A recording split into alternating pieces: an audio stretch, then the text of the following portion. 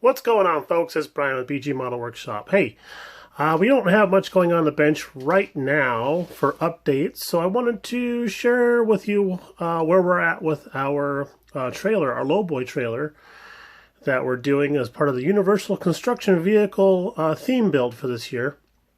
Now, we all know about Spike. He's the AMT Freightliner dual drive, and it's excuse me, he's all done except for working on the pogo stick and some of the cabling and stuff that we want to do to the trailer. So I wanted to work on the trailer and get that all sorted out so I know how long to do the wires and the cables and all that kind of stuff. So now that we've gotten this far with the trailer, unfortunately, we have to move on to the bulldozer part of the build so that I can finish detailing the trailer. So let's go over that real quick. Now, if you remember, we did do the popsicle style wooden bed for the trailer, which was a lot of fun. I would actually do that again in a heartbeat.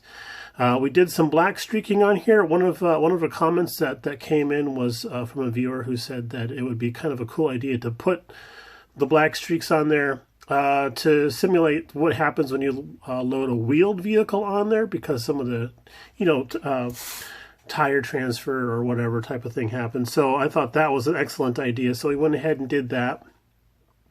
And then I actually have some reflective decals, and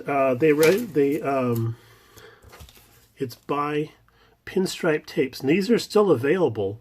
I bought this many years ago for a Ghostbuster Ecto 1 build, and I never got a chance to put them on there. The actual Ecto 1 vehicle is now lost to history, but these have a, let's see if the camera will cooperate, have a lightly reflective background on them.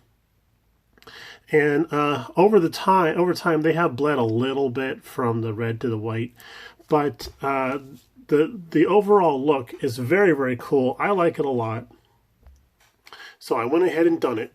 But yeah, I've been dying for a use for this type of stuff, and finally I had a use for it. So we did the decaling on there.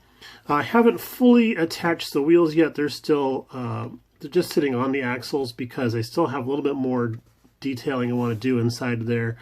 I'm debating on whether or not hitting the lug nuts with a little bit of chrome pen to kind of bring those out a little bit. But up on the load deck here, let's see if we can't get some better light on that. Yeah, I'll have to do.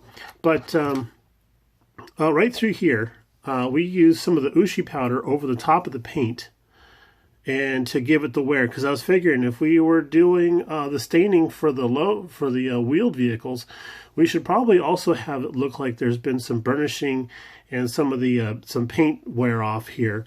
So I thought that would look really cool. And then we're going to use some chrome pen and nick up some of a little bit of rust too, I think, and nick up some of these treads here.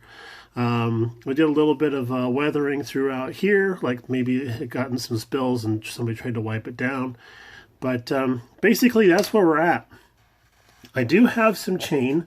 I got some nice long stuff over at Michael's quite a long time ago, and it was a little too shiny, so I actually just dipped this in some grime wash, and now it's doing pretty good. I might do it again, and I want to get a little bit rustier looking. But we're going to put some tie-down eyelets here on the side of the trailers, and then it does actually come with a set, these D-rings. So we want to know which angles these need to come off of to tie them down. So we'll have to have the bulldozer on there, figure out all of our angles and geometry, and then go from there. One last thing I want to share with you is my nuts. So let me just show you my nuts. I got these at my local hobby shop. They're by Meng. And this is set D, which I don't know what that's supposed to mean other than perhaps maybe D's nuts. But here it's just a sheet of styrene with molded on 1.3 millimeter size head nuts and everything like that. Now this is all for armor, but it translates very well into the modeling world. I've used these on a couple of things already. And on the back side is actually the bolt heads. So we have rivet heads, actually. So all different sizes. And this little thing here cost me about $10 plus tax, of course, if you're in a taxed area. But the, a buddy of mine was giving me a hard time because he's like, you can't put these on your trailer because that's an American-built trailer, and these are metric nuts and bolts.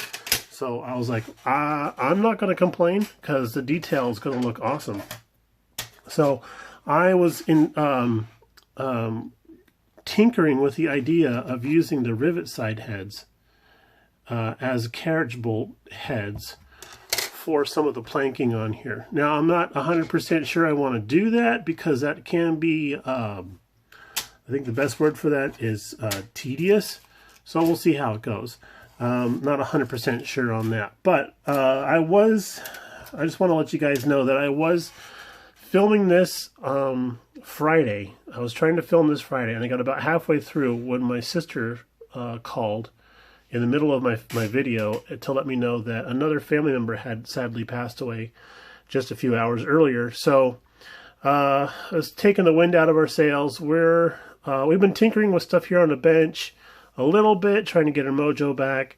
But it was a quiet weekend. I did watch a lot of videos, though, so I was commenting as much as I could, and trying to get back into the groove of things. So, yeah, it's been a hard year so far for us family-wise. So, also the previous weekend we had graduation parties and family and friends in town, and that just kind of got all carried away and everything. But I'm just going to pan to the side here and show you everything that we've got that's supposed to be going on the bench right now. So we're a little overloaded, a little overwhelmed, but we are we're going to just pick one kit at a time and focus on that and then get that taken care of. But I wanted to share with y'all the progress on our Lowboy trailer.